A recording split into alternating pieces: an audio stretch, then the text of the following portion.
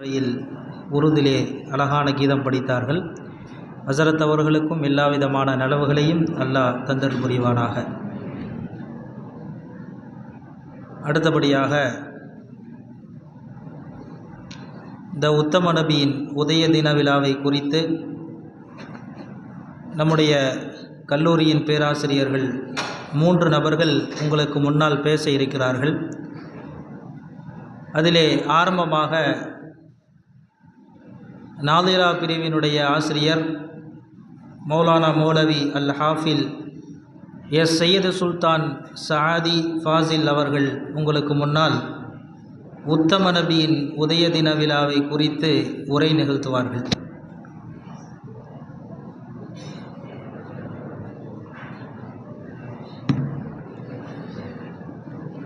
அஸ்ஸலாமு அலைக்கும் வரஹ்மத்துல்லாஹி வபரகாத்துஹு.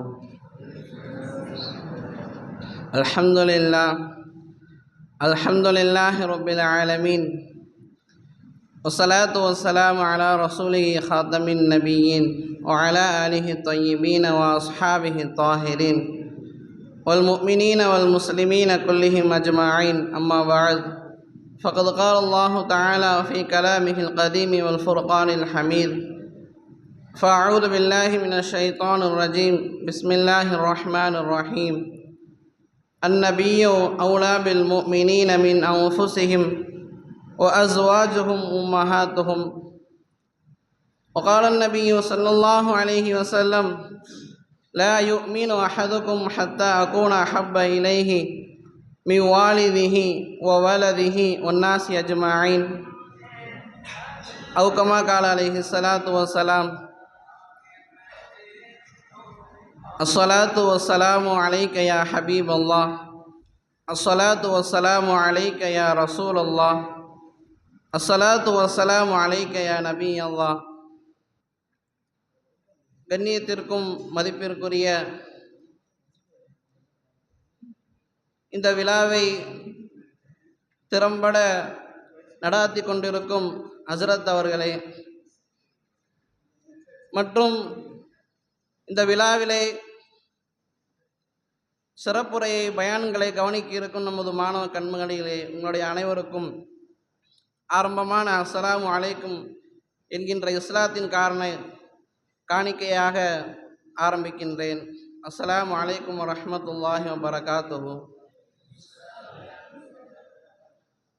அல்லாஹ்வினுடைய அளப்பெரும் கிருபையால் புனித மீலாதுன் நபியினுடைய எம்பெருமான் ஸல்லல்லாஹு அலைஹி வஸல்லம் அவர்களினுடைய அந்த பிறந்த நாள் அந்த நிகழ்ச்சியை ஒட்டி அமர்ந்திருக்கக்கூடிய பாக்கியத்தை, இந்த ஒரு உதவியை அல்லாஹ் ஜல்ல ஷானுஹு வ தஆலா நம் அனைவர்களுக்கும் கொடுத்துள்ளான். அல்ஹம்துலில்லாஹ். இந்த புனிதமிக்க மீலாதுடைய வேளையில் அவர்களை பற்றி, எம்பெருமான் ஸல்லல்லாஹு அலைஹி வஸல்லம் அவர்களை பற்றி, அவருடைய வாழ்ந்த விதங்கள், அவருடைய குணநலன்கள், அவருடைய நடை உடைகள், அவருடைய பேச்சுக்கள், அவருடைய எல்லா விஷயங்களும் இந்த உலக முஸ்லிம்களுக்கு ஒரு முன்னோடியாக, ஒரு முன் உதாரணமாக காட்டி சென்றிருக்கின்றார்கள். அந்த வகையில் நம்முடைய நபி ஸல்லல்லாஹு அலைஹி வஸல்லம் அவர்களுக்கு நம்மால் செய்யக்கூடிய மிகப்பெரிய ஒரு உதவி, வாழும் காலம் வரை அவர்களை பற்றி புகழ்ந்து கொண்டிருப்பது தான் நமக்கு ஒரு மிகப்பெரிய ஒரு வேலையாக இருக்கின்றது. அவ்வளவுதான். நாம் சம்பாதிக்கின்றோம், மற்றபடி குடும்பத்தோடு இருக்கின்றோம், அதெல்லாம் தவிர நம்முடைய மிகப்பெரிய ஒரு டார்கெட் நபி ஸல்லல்லாஹு அலைஹி வஸல்லம் அவர்கள் நம்முடைய உயிர் நம்மை விட்டு போகும் வரையும் அவர்களை புகழ்ந்து கொண்டிருப்பது தான், அவர்கள் மீது ஸலவாத்தும் சலாமும் ஓதுவது தான் தார்மீக கடமையாக இருக்கின்றது. அதனால தான் லா யுமினு அஹதுக்கும் ஹத்தா அகூன அஹப்ப இலைஹி மின் வாலிதிஹி வ வலதிஹி வன்னாசி அஜ்மஈன்.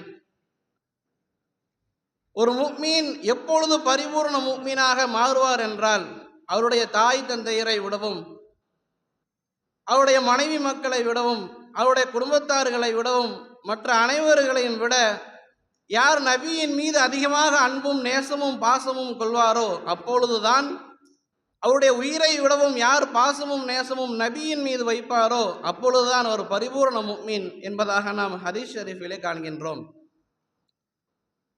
அப்ப இந்த மீலாதினுடைய மிக மிக முக்கிய நோக்கமே நபி ஸல்லல்லாஹு அலைஹி வஸல்லம் அவர்களை பற்றி, அவர்களுடைய வரலாறுகளை பற்றி, அவருடைய சிறப்புகளை பற்றி கூறுவதுதான் மிகப்பெரிய ஒரு தார்மீக ஒரு கடமையாக இருக்கிறது.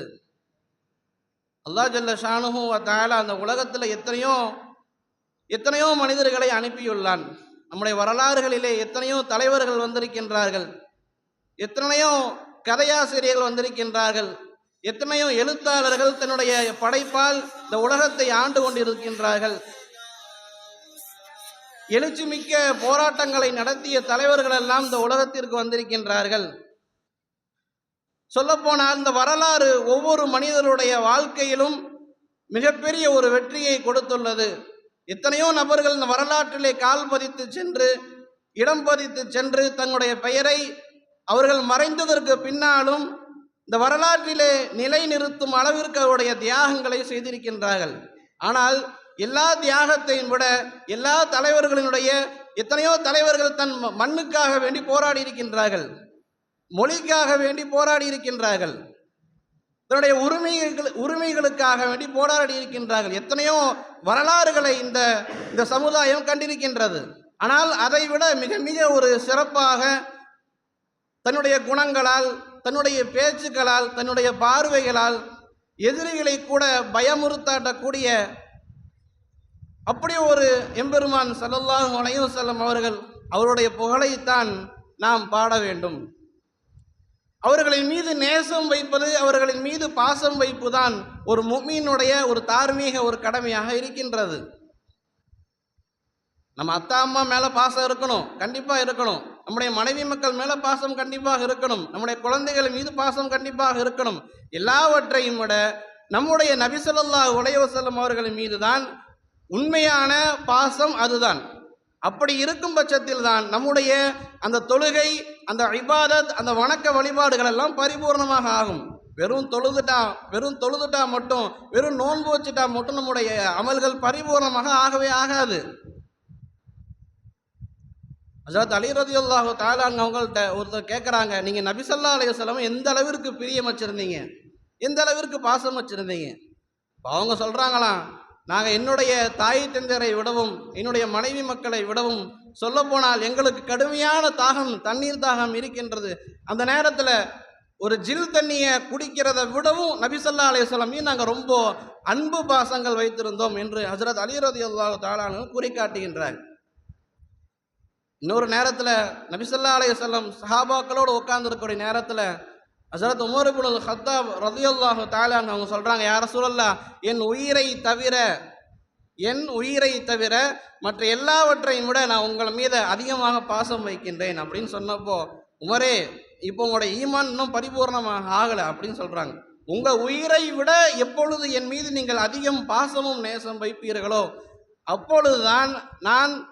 அப்பொழுதுதான் உங்களுடைய ஈமான் பரிபூர்ணமாக ஆகும் என்று சொன்ன பொழுதுதான், யா ரசூலல்லாஹ், என் உயிரை விட மற்ற எல்லாவற்றையும் விட தான் நான் உங்களை நேசிக்கின்றேன் என்று சொன்ன பொழுதுதான் இப்பொழுதுதான் உங்களுடைய ஈமான் பரிபூர்ணமாக ஆகியிருக்கின்றது என்று நபி ஸல்லல்லாஹு அலைஹி வஸல்லம் கூறி காண்பிக்கின்றார்கள். அப்போ நம்முடைய வாழ்க்கையிலே நம் ஸல்லல்லாஹு அலைஹி வஸல்லம் அவர்களின் மீது அதிக பாசமும் அதிக நேசமும் வைப்பது தான் ஒரு முக்கிய ஒரு கடமையாக இருக்கின்றது.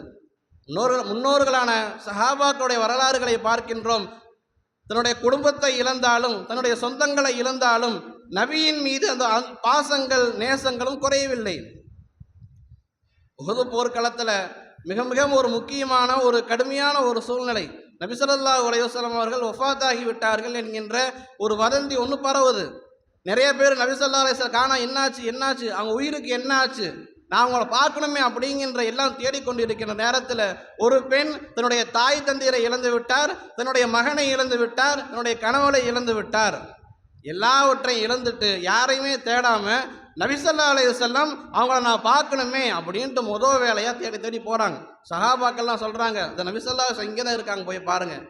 அப்போ தான் அந்த பெண்ணு சொன்னாங்களாம், அவங்கள பார்த்துட்டு, யா ரசூலல்லாஹ், என்னுடைய குடும்பத்தில் எல்லா பேரும் இறந்துட்டாங்க, ஆனால் அவங்கள பார்க்க எனக்கு பெருசாக விருப்பம் இல்லை, நான் உங்களை பார்ப்பதற்குத்தான், உங்களை பார்த்த பிறகுதான் எனக்கு போன உயிரே திரும்ப வந்துச்சு, எனக்கு இப்போதான் ரொம்ப சந்தோஷமாக இருக்குது அப்படின்னு அந்த பெண் கூறுகின்றார். இப்போ நம்முடைய சஹாபாக்களுடைய வாழ்க்கையிலே நிறைய சம்பவங்களை இது ஒன்று காணலாம். நேசம் என்பது, பாசம் என்பது அவர்கள் வைத்திருந்த அந்த பாசம்தான், அந்த நேசம்தான். ஆக இந்த மீலாது விழா நடத்தப்படுவதற்கு மிக ஒரு முக்கிய காரணமே அவருடைய வாழ்க்கை வரலாறுகளை, அவருடைய குணநலங்களை இப்போ எல்லாமே தெரிஞ்சுக்கணும். ஏன்னா இந்த நடக்கிற காலகட்டத்தில் நிறைய பேர், நம்முடைய இஸ்லாமிய மக்கள் நிறைய பேர் இஸ்லாமிய மதத்தை விட்டு வேற போயிட்டு இருக்கிறாங்க. இந்த இக்கட்டான ஒரு காலகட்டத்தில் இந்த மீலாது விழாக்கள் என்பது இது ஒரு அனாச்சாரத்திற்குரிய விழா கிடையாது, கண்டிப்பாக கிடையாது. இது ஒரு பிதஅத் என்கின்ற சொல்லப்படக்கூடிய அது ஒரு கிடையாது. இது மார்க்கத்தில் புதிதாக ஏற்படுத்தப்பட்ட ஒன்று என்றும் சொல்ல முடியாது. ஏனென்றால் நபி ஸல்லல்லாஹு அலைஹி வஸல்லம் அவர்கள் நம்ம ஓதக்கூடிய அந்த குரானே நபி ஸல்லல்லாஹு அலைஹி வஸல்லம் சொல்லல தான், நான் இருக்கிற வரையும் எனக்கு பின்னால் இந்த குரானை நீங்கள் ஒன்று திரட்டுங்க அப்படின்னு சொல்லலை தான். ஆனால் ஹஜ்ரத் உமர் இப்னு கத்தாப் ரலியல்லாஹு தஆலா அன்ஹு அவங்களுடைய அந்த ஆலோசனையின் காரணமாகத்தான் இந்த குரான் ஒன்று திரட்டப்பட்டது. அதற்காக வேண்டி நாம் குரானை ஓத மாட்டோமா, நபி ஸல்லல்லாஹு அலைஹி வஸல்லம் குரானை ஒன்று திரட்டவே சொல்லலையே அப்படின்னு நம்ம குரான் ஓதாமல் இல்லை. இதுவெல்லாம் காலத்தினுடைய கட்டாயம். நபியினுடைய புகழை அவர்களை பேசுவதும் அவருடைய புகழ் பாடுவதும் அவருடைய நோக்கமே மிக நோக்கமே. இந்த மீலாது விழாவின் மூலமாக நிறைய படிப்பினைகள், நிறைய பேரோட ஈமானெல்லாம் பறி போயிருச்சு. அந்த ஈமானை, அந்த இஸ்லாத்தை மீண்டும் உயிர்ப்பிக்க இதுபோன்று மீலாது விழாக்கள் எல்லாம் பல்வேறு ஊர்களிலே நடத்தப்படுவதை காண்கின்றோம். நிறைய பேர், நம்மளே நிறைய பேர் இன்னைக்கு நிறைய பேர் அது ஒரு பேசுபொருள் தேவையே இல்லை தான். இதெல்லாம் தேவையாங்க? மீலாது விழா தேவையா? யாரோ என்னென்னமோ நிறைய உலகத்தில் பேசப்படக்கூடிய விஷயங்கள் நிறையா இருக்குது. ஆனால் அதையெல்லாம் விட்டு நாம் இந்த மீலாது விழா என்கின்ற ஒரு சிறப்பான ஒரு நிகழ்ச்சி நடத்தப்படும் பொழுதுதான் நிறைய இடையூறுகள், நிறைய இடைஞ்சல்கள், இதுவெல்லாம் தேவையா என்று வாக்குவாதங்கள், நமக்குள்ளே நிறைய கருத்து வேறுபாடுகள், நமக்குள்ளே நிறைய சண்டைகள், சச்சரவுகள். நம்ம இங்கே ரெண்டா சண்டை ஓட்டுக்கிட்டு இருக்கோம். மூணாவது அரசியல் கட்சியை சார்ந்த அந்த நபர்களுக்கெல்லாம் இது ஒரு மிகப்பெரிய ஒரு வாய்ப்பாக அமைஞ்சிருது. அரசியலில் ஆதாயம் தேடக்கூடிய சில நபர்களுக்கு நமக்குள்ளே சண்டை போகிறது ஒரு மிகப்பெரிய ஒரு வாய்ப்பாக அமைஞ்சிக்குது. அப்போ நாம் எல்லாம் ஒன்று சேர்ந்து எம்பெருமான் ஸல்லல்லாஹு அலைஹி வஸல்லம் அவர்களுடைய அந்த மீலாது விழாவை முன்னின்று நடத்துவது தான் ஒரு மிகப்பெரிய ஒரு தார்மீக ஒரு கடமையாக இருக்கின்றது. இதையெல்லாம் நம்ம முன்னின்று செய்ய வேண்டும். நம்ம சமூக வலைதளங்களில் நிறைய கருத்து வேறுபாடுகள், நிறைய சண்டை சச்சரவுகள்.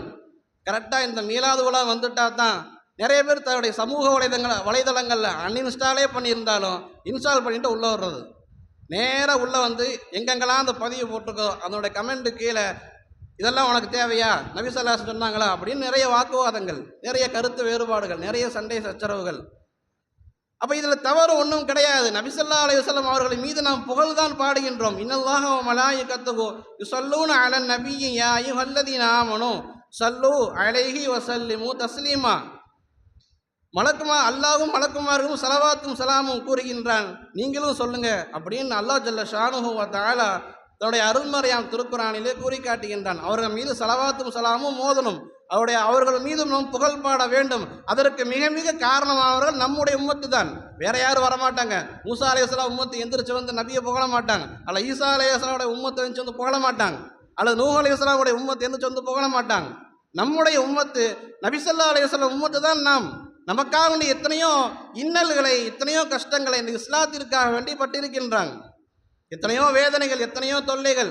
அவங்க நினச்சிருந்தாங்கன்னா அந்த தாயிஃபில் அத்தனை மக்களை அழிச்சிருக்க முடியும்.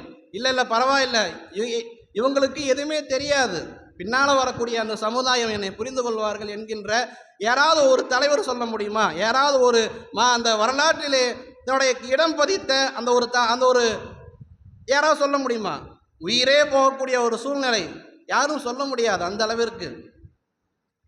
அப்போ தன்னுடைய குணங்களால், தன்னுடைய எண்ணங்களால், தன்னுடைய பேச்சுக்களால் இந்த உலகத்தை கவரப்பட்டு இன்று வரை ஆட்சி செய்திருக்கின்ற எம்பெருமான் ஸல்லல்லாஹு அலைஹி வஸல்லம் அவர்களுடைய அந்த புகழை, அவருடைய மீது ஸலவாத்தை கூறுவதற்கு மிக நாம் கண்டிப்பாக ஒரு காரணமாக இருக்கின்றோம். நபி ஸல்லல்லாஹு அலைஹி வஸல்லம் பிறந்ததிலிருந்து அவங்க அவங்க வஃபாத்தாகின்ற வரை எண்ணற்ற அற்புதங்கள். அவங்க பிறக்கும் போதே நட்சத்திரங்கள் எல்லாம் கீழே வருது. அவங்க நடந்து போனால் மேகம் குடை பிடிக்குது. கல் மரங்கள் எல்லாம் சாஞ்சு சலாம் சொல்லுது. எத்தனையோ அற்புதங்கள். அப்படிப்பட்ட நபியை நாம் புகழாமல் எப்படி இருக்க வேண்டும்? நாளை மறுமையில் நமக்காவண்டி ஷஃபா செய்வாங்களே, நாளை மறுமையில் நமக்காவண்டி பரிந்து பேசுவாங்களே, யார் இல்லை இவர் நரகத்துக்கு போவேனா, சொர்க்கத்திலே இருக்கட்டும், இவர் சொர்க்கத்துக்கு அனுப்பு, என்னதான் பாவம் செஞ்சிருந்தாலும் சொர்க்கத்துக்கு அனுப்பு என்று சொல்லி நமக்காக வேண்டி வாதாடக்கூடியவர்கள் எம்பெருமான் ஸல்லல்லாஹு அலைஹி வஸல்லம் அவர்கள். அவர்களை பற்றி நாம் எப்படி புகழ்ந்து பேசாமல் இருக்க முடியும்? அதற்கெல்லாம் சொல்லப்போனால் நபி ஸல்லல்லாஹு அலைஹி வஸல்லம் இல்லை என்றால் நாமெல்லாம் ஒன்றுமே கிடையாது. ஹஜ்ரத் ஜாஃபர் ரலியல்லாஹு தஆலா அன்ஹு அவர்கள் அவங்களுடைய தலைமையில் சஹாபாக்கள் அபிசீனியாவுக்கு போகிறாங்க. ஆரம்ப காலகட்டம், இஸ்லாத்தை எத்தி வைக்கக்கூடிய அந்த ஆரம்ப காலகட்டம், மக்காவில் கடுமையான ஒரு நெருக்கடி சூழ்நிலை. அல்லான்னு பேர் சொன்னாலே 4 பக்கம் இருந்து வந்து அடிக்கக்கூடிய ஒரு சூழ்நிலை. இங்கே இருந்தால் உயிருக்கு ஆபத்துன்னு சொல்லி அபிசீனியாவிற்கு ஹிஜ்ரத் செய்கிறாங்க. அங்கே போயும் சும்மா விடலை, அங்கேருந்து ஆள் வர்றாங்க.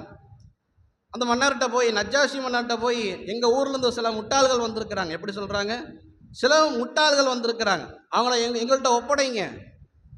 ஆனால் அவங்க எவ்வளவோ சொல்லி பார்த்தோம். அந்த நஜ்ஜாஷி மன்னர் அவங்கள பேச்சு கேட்கவே இல்லை. அவங்கள விருந்துக்கு கூப்பிட்டு அழைச்சி உட்கார வச்சு அவங்கள்ட்ட விசாரிக்கிறாங்க. அப்போ எல்லாத்துக்கும் தலைமையாக பேசக்கூடிய ஜாஃபர் ரலியல்லாஹு தஆலா சொல்கிறாங்க, நாங்கள் ஆரம்ப காலகட்டத்தில் இஸ்லாத்துக்கு முன்னாடி எதுவுமே தெரியாமல் இருந்தோம்.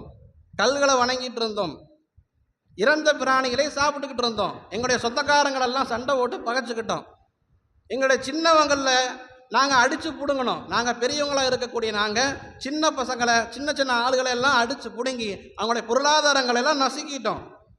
அவங்களுடைய வாழ்க்கையை நாங்கள் சோதனைக்குள்ளாக்கிட்டோம். எல்லாம் செஞ்சுக்கிட்டு இருந்த நாங்கள் ஸல்லல்லாஹு அலைஹி வஸல்லம் அவர்கள் வந்ததற்கு பின்னால் எங்களுடைய நிலைமை வேறு மாதிரியாகிவிட்டது. அவங்க தொழுக சொன்னாங்க, நோன்பு வைக்க சொன்னாங்க, எல்லாத்துலேயும் உன்னோடு இணைஞ்சு வாழுங்கள், எல்லா மேலேயும் அன்பு பாசம் வையுங்க, சொந்தக்காரங்களோட நீங்கள் இணைஞ்சு வாழுங்க, பக்கத்து வீட்டுக்காரங்களோட அன்பு செலுத்துங்க, நெருங்கி வாழுங்கள், பொய் சொல்லாதீங்க, யார் மேலேயும் அபாண்டமாக குற்றம் சுமத்தாதீர்கள் என்று நபி ஸல்லல்லாஹு அலைஹி வஸல்லம் எங்களுக்கு நிறைய போதனைகள் செய்தார்கள். அதன்படி தான் நாங்கள் பின்பற்றி வாழ்கிறோம் என்று சொன்னார்கள். அவர்கள் இல்லை என்றால் நாம் இல்லவே கிடையாது. நம்முடைய ஈமான் ஒரு ஈமானே கிடையாது. நமக்கு தொழுகையை சொல்லிக் கொடுத்தவர்கள் எம்பெருமான் ஸல்லல்லாஹு அலைஹி வஸல்லம் அவர்கள். நமக்கு நோன்பு வைக்க கற்றுக் கொடுத்தவர்கள் நபி ஸல்லல்லாஹு அலைஹி வஸல்லம் அவர்கள். நம்முடைய வாழ்க்கை முழுவதும் என்னை பின்பற்றி நடந்தால் சொர்க்கம் உண்டு என்று சொன்னவர்கள் நபி ஸல்லல்லாஹு அலைஹி வஸல்லம் அவர்கள். அப்படிப்பட்ட ஒரு தலைவரை, அப்படிப்பட்ட ஒரு சீர்திருத்தவாதியை, அப்படிப்பட்ட அல்லாஹ் ஜல்ல ஷானுஹு தஆலாவுடைய ஹபீபுல்லாவை நாம் எந்த அளவிற்கு புகழ வேண்டும்? எத்தனையோ அரசியல் தலைவர்களை பொய்யான புகழையெல்லாம் பாடம் நம்ம கேள்விப்படுறோம். பொய்யான புகழ், அவருடைய பதவிக்காக வேண்டியும் அரசியல் சுயலாபத்திற்காக வேண்டியும் பொய்யான புகழ்ச்சிகள். ஆனால் அவருடைய மனசுக்குள்ள அவரை பற்றி நிறைய தவறான எண்ணங்கள் எல்லாம் இருக்கும். பொருளாதாரம் வேணும், பதவி ஆசை வேண்டும் என்பதற்காக வேண்டி பொய்யான புகழ்ச்சி எல்லாம் நாம் பாடுகின்றோம். ஆனால் ஸல்லல்லாஹு அலைஹி வஸல்லம் பற்றி மட்டும் நாம் புகழ் பேசினா மட்டும் ஏன் அது தவறாக போகும்? கண்டிப்பாக தவறாக முடியவே முடியாது. கிறிஸ்தவ வரலாற்று ஆசிரியர் மைக்கேல் ஹச் ஹார்ட் அவர் எத்தனையோ தலைவர்களை முன்னிறுத்தி முதலாளாக 100 நபரை தேர்ந்தெடுத்து அதை நபி ஸல்லல்லாஹு அலைஹி வஸல்லம் அவங்கள குறிப்பிட்டு வச்சிருக்காருன்னா, அவருக்கு தெரிந்த அந்த நபியுடைய அருமை கூட இன்று நம்மில் சில பேருக்கு தெரியாமல் இருப்பது மிக மிக ஒரு கவலைக்குரிய ஒரு விஷயமாக இருக்கின்றது. ஆகையால் நபி ஸல்லல்லாஹு அலைஹி வஸல்லம் அவர்களை வாழும் காலம் வரை நேசிக்க வேண்டும், அவர்கள் மீது பாசம் வைக்க வேண்டும். அவர்களை பற்றி வரலாறுகளை நாம் சொல்லிக் கொடுப்பதற்காக வேண்டி மட்டும்தான் இந்த மீலாது விழாக்கள் தொடர்ந்து வருடம் வருடம் நடத்தப்படுகின்றது. ஆக அல்லாஹ்வின் நல்லடியார்களே, மாணவ கண்மணிகளே, இந்த நாளிலே நபியினுடைய கண்ணியத்தையும் நபியினுடைய அதிகமாக ஸலவாத்துகளையும் போற்றியும் புகழக்கூடிய ஒரு நற்பாக்கியத்தை மற்றும் மறுமை நாளிலே நபியுடைய ஷஃபாஅத்தை பெறக்கூடிய ஒரு மிக மிக ஒரு அற்புதத்தையும் ஒரு பாக்கியத்தையும் நம் அனைவர்களுக்கும் அல்லாஹ் ஜல்ல ஷானுஹு தஆலா கொடுத்துருவானாக. வாஹிரு தஅவானா அனில் ஹம்துலில்லாஹி ரப்பில் ஆலமீன். அஸ்ஸலாமு அலைக்கும் வரஹ்மத்துல்லாஹி வபரகாத்துஹு.